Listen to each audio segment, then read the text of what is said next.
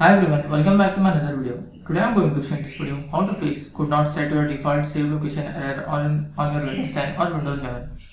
So before going to start the video, if you are not subscribed my channel, please subscribe. So let's start the video. Guys, if you are seeing the error, we could not set your default save location error, then I will show you how to fix this issue. First of all, you have to open your file explorer.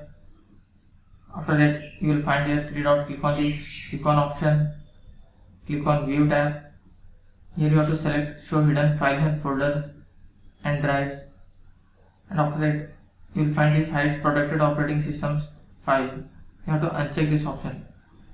Click on yes, click on apply, click on OK. Open C drive. You will find system volume information. Right click on that. Click on properties. Click on security. Click on advanced, then click on continue.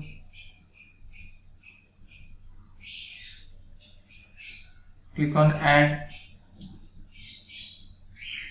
Click on select a principal.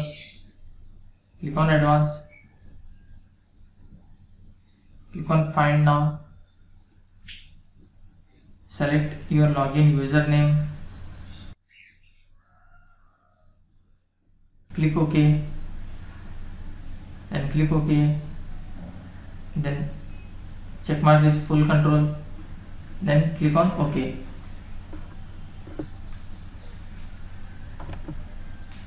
Then click OK and close this window.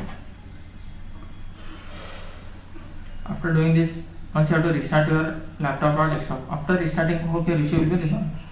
That's it guys. So in this way you can fix could not set your default save location error on your Windows 10 or Windows 11. Thanks for watching. Hope if you like this video, please like, share and don't forget to subscribe.